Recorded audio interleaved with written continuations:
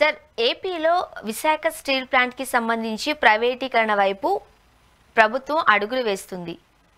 మీరేం చెప్తారు? మీ అభిప్రాయం ఏంటి? ఈ విషయంలో కేంద్ర ప్రభుత్వం ముందు నుంచి కూడా ఒక స్పష్టమైన విధానంతో ఉంది. వారు ఏమంటే ఏది ఏమైనా సరే దేశవ్యాప్తంగా ఉన్న పబ్లిక్ రంగ పరిశ్రమలన్నీ కూడా ప్రైవేట్ పరం చేయాలనేది వాళ్ళ ఐడియా. వారు ఆ రకంగానే వారు పావులు కదుపుతా ఉన్నారు. వారి చర్యలన్నీ కూడా అంటే ముందుకు పోతారు. కానీ రాష్ట్రంలో అధికారంలో ఉన్న చంద్రబాబు నాయుడు ప్రభుత్వము, పవన్ కళ్యాణ్ గారు వారు చెప్తున్నది ఏమంటే ఎట్టి పరిస్థితుల్లో కూడా విశాఖ స్టీల్ ఫ్యాక్టరీని ప్రైవేట్ పరం కానివ్వము, మేము దాన్ని ఆదుకుంటాము, తర్వాత మేము కేంద్ర ప్రభుత్వం పైన ఒత్తిడి వేస్తామని చెప్పారు. చంద్రబాబు నాయుడు గారు ప్రతిపక్షంలో ఉన్నప్పుడు ఇంకో మాటకు చాలా గట్టిగా చెప్పింది ఏమంటే అవసరమైతే మా పార్టీ ప్రజాప్రతినిధులందరూ కూడా మేము మా పదవులకు రాజీనామా చేస్తాము అన్నాడు. దాంతో పాటు ఇంకో ముఖ్యమైన చెప్పాడు. ఆయన ఏమంటే జగన్మోహన్ రెడ్డి ఆనాడు ముఖ్యమంత్రిగా ఉన్నాడు కాబట్టి ఆయన రాసిన లెటర్లో ఆయన చెప్పింది ఏమంటే ఇవాళ దాన్ని ప్రైవేట్ పరం కాకుండా చూడాల్సిన బాధ్యత ముఖ్యమంత్రి గారి పైన ఉంది, ముఖ్యమంత్రి ఆ పని చేయాలని చెప్పి కూడా ఆనాడు డిమాండ్ చేశారు. మరి ఇవాళ చంద్రబాబు నాయుడు గారిని మేము ఎదురు అడుగుతున్నాం, మీరు అధికారంలోకి వచ్చిన తర్వాత ఏం చెప్పారు? మేము 11,000 కోట్ల రూపాయలు అక్కడ సహకారం అందిస్తున్నాము కాబట్టి ప్రైవేట్ పరం ఆగిపోయినట్లే అని మీరు ప్రచారం చేశారు. కానీ వాళ్ళ వాస్తవంగా అక్కడ గ్రౌండ్ లెవెల్లో జరుగుతున్నది ఏంటి? ఆల్రెడీ 3,000 మంది కాంట్రాక్ట్ కార్మికులను మీరు నిర్దాక్షిణ్యంగా తొలగించారు. మరో 1,400 మంది పర్మనెంట్ కార్మికులకు మార్చి నెలలోనే మీరు విఆర్ఎస్ ఇచ్చి పంపించారు. విఆర్ఎస్ ఇచ్చారు, మీరు వాళ్ళని ఇళ్ళకి పంపారు ఆల్రెడీ. ఇవాళ మళ్ళీ మీరు ఏం చేస్తున్నారంటే 1,017 మంది పర్మనెంట్ ఉద్యోగస్తుల లిస్టు తయారు చేశారు. ఆ లిస్ట్ లో ఉన్న వాళ్ళందరికీ కూడా విఆర్ఎస్ ఇచ్చి పంపించడానికి అక్కడ ప్రయత్నాలు జరుగుతున్నాయి. వీటన్నిటికంటే ప్రమాదకరమైంది ఏమంటే ఇవాళ 32 డిపార్ట్మెంట్స్ ఏవైతే ఉన్నాయో ఆ డిపార్ట్మెంట్స్, కీలకమైన డిపార్ట్మెంట్స్ అన్ని కూడా ప్రైవేట్ పరం చేస్తా ఉన్నారు. విశాఖ స్టీల్ ఫ్యాక్టరీ పబ్లిక్ రంగ పరిశ్రమను ప్రైవేట్ పరం చేయడానికి మీరు నేరుగా మొత్తం ఫ్యాక్టరీని ఇస్తే కుదరదు కాబట్టి, ప్రజలు వ్యతిరేకిస్తున్నారు కాబట్టి మీరు దొంగదారిని ఈ పని చేస్తా ఉన్నారు. పక్కాగా మోసం చేస్తా ఉన్నారు ప్రజలు. ఎందుకంటే మీరు ప్రైవేట్ పరం కాలేదని ఒక పక్క ప్రచారం చేసుకోండి, ఒక పక్కేమో ఉద్యోగస్తులు తొలగిస్తూ, మరోవైపు ఏమో మీరు ప్రైవేట్ పరం చేస్తూ డిపార్ట్మెంట్స్ని, ఇంకా విశాఖ ఫ్యాక్టరీ ఉన్నట్ల మీరు సమాధానం చెప్పారు. దీనికంటే సిగ్గు చేయటైన విషయం మరొకటి ఏమంటే కేంద్ర మంత్రి, మన రాష్ట్రానికి చెందిన కేంద్ర మంత్రి ఆధ్వర్యంలో తెలుగుదేశం పార్టీ పార్లమెంట్ సభ్యులు స్టీల్ ఫ్యాక్టరీ దగ్గర పోయి ఢిల్లీలో వారు ఏమడుగుతున్నారంటే విశాఖ ఉక్కు ఫ్యాక్టరీ గురించి మాట్లాడకుండా, విశాఖ ఉక్కు ఫ్యాక్టరీ క్యాపిటల్ మైన్స్ కావాలని కోరడంలే, దీనికి ఇంకా ఇతరత్ర సహాయం కోరకుండా వారు కోరుతుంది ఏమంటే మిట్టలు ఏర్పాటు చేస్తున్న ఫ్యాక్టరీకి క్యాపిటల్ మైన్స్ ఇవ్వండి, పర్మిషన్స్ ఇవ్వండి అని ఇవాళ కేంద్ర మంత్రి పైన ఒత్తిడి తెస్తా ఉన్నారు. అంటే ఇంతకంటే సిగ్గు చేయటైన విషయం ఇంకోటి ఉంది అని నేను అడుగుతా ఉన్నాను. మీరు విశాఖ ఉక్కు ఫ్యాక్టరీని కాపాడడానికి ఉన్నారా, లేక మిట్టల్ ఫ్యాక్టరీని ఏర్పాటు చేయడానికి ఆయన వందిమాగదులుగా తయారయ్యారు?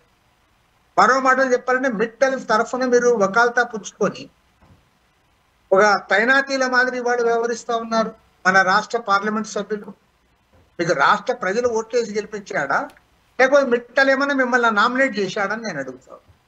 కాబట్టి ఏమంటే నేను ఖచ్చితంగా ఈ విషయంలో స్పష్టమైన చెప్పగలను.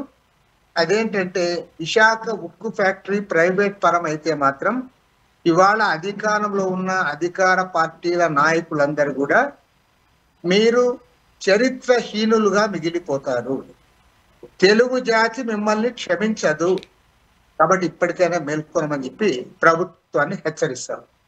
సార్, ఇప్పుడు ఇన్ని రకాలుగా రాజకీయ నేతలు మాట్లాడుతూ ఉన్నప్పటికీ ఇప్పటికీ 42 యూనిట్స్కి టెండర్స్కి నోటిఫికేషన్ వేసినట్టుగా మొన్నటికి మొన్న విశాఖ స్టీల్ ప్లాంట్కి సంబంధించిన కొంతమంది నేతలతో మనం మాట్లాడాం. వాళ్ళు క్లియర్ కట్గా చెబుతున్నారు విభాగాలకు అంటే నోటిఫికేషన్స్ పడ్డాయి, టెండర్స్కి పిలుస్తున్నారు అని. ఎలా చూడాలి? ఇవాళ వాళ్ళు చాలా క్లారిటీతో ఉన్నారు. వాళ్ళు ఏమంటే నేరుగా విశాఖ స్టీల్ ఫ్యాక్టరీ ప్రైవేట్ వాళ్ళకి అప్పచెప్తే ప్రజల్లో వ్యతిరేకత వస్తుంది కాబట్టి దశల వారీగా దీన్ని ప్రైవేట్ కప్పచెప్పాలి. దశల వారీగా ప్రైవేట్ కప్పచెప్పాలంటే ఏం చేయాలి? ముందు ఉద్యోగస్తులను తగ్గిస్తూ పోవాలి, తర్వాత ఉత్పత్తి తగ్గించాలి, తర్వాత డిపార్ట్మెంట్స్ 1 by 1 అన్ని కూడా ప్రైవేట్ కప్పచెప్పాలి. ఆ రకంగా తమ అజెండా ఏదైతే ఉందో ప్రైవేటైజేషన్ అజెండా అమలు చేయాలని చెప్పి కేంద్ర ప్రభుత్వం పూనుకుంది. దానికి తెలుసో తెలియకో అని కూడా చెప్పలేను. గ్యారంటీ తెలిసి ఉండి కూడా మన రాష్ట్ర ప్రభుత్వం సహకరిస్తా ఉంది. వీళ్ళకి తెలుసు విషయం, చాలా క్లియర్ గా కనపడతా ఉంది ప్రైవేటైజేషన్ జరుగుతూ ఉందని. కాబట్టి ఏం చేశారంటే విశాఖ స్టీల్ గురించి ఇప్పుడు మాట్లాడకుండా మిట్టల్ స్టీల్ ఫ్యాక్టరీ గురించి మాట్లాడుతున్నారు. Mittal steel factory capital mines కావాలని పోతా ఉన్నారు.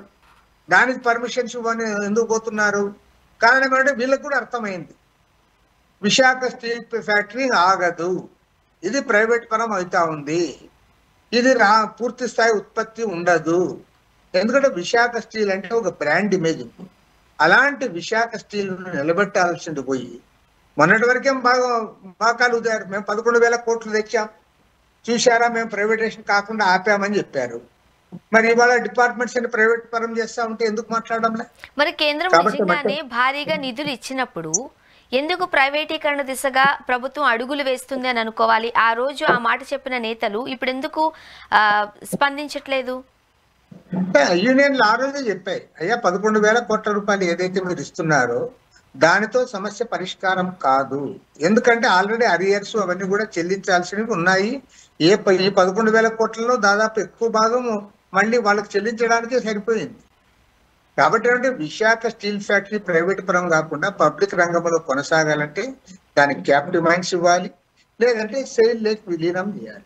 సెయిల్ ఆధ్వర్యంలో విలీనం చేస్తారంటే అది నడుస్తూ పోతుంది. అట్లా కాకుండా వీళ్ళు ఏం చేస్తా ఉన్నారు, 11,000 కోట్ల రూపాయలు ఇచ్చారు, తర్వాత అరియర్స్ పేరు వాళ్ళకి రావాల్సిన డబ్బుల పేరుతో దాన్ని వెనక్కి తీసుకున్నారు, తర్వాత ఇక్కడ ఉద్యోగస్తులు తగ్గించారు, మరోవైపు ప్రైవేటైజేషన్ ప్రక్రియ ప్రారంభించారు. 1 by 1 డిపార్ట్మెంట్స్ అన్ని కూడా ఇవాళ ఇస్తున్నారు. రేపు ఆగస్టు 10వ తేదీ నాడు ఇవాళ ఏవైతే బిడ్డర్స్ ఉన్నారో అవన్నీ కూడా బాక్సులు ఓపెన్ చేస్తే అవన్నీ కూడా అప్పచెప్పబోతా ఉన్నారు. కాబట్టి ఏమంటే ఆగస్టు 10 తర్వాత 32 డిపార్ట్మెంట్లు ప్రైవేట్ పరమైన తర్వాత విశాఖ స్టీల్ తనకున్న ప్రత్యేక ప్రతిపత్తిని కోల్పోతుంది. పబ్లిక్ రంగ పరిశ్రమ నామమాత్రంగా ఉంటుంది.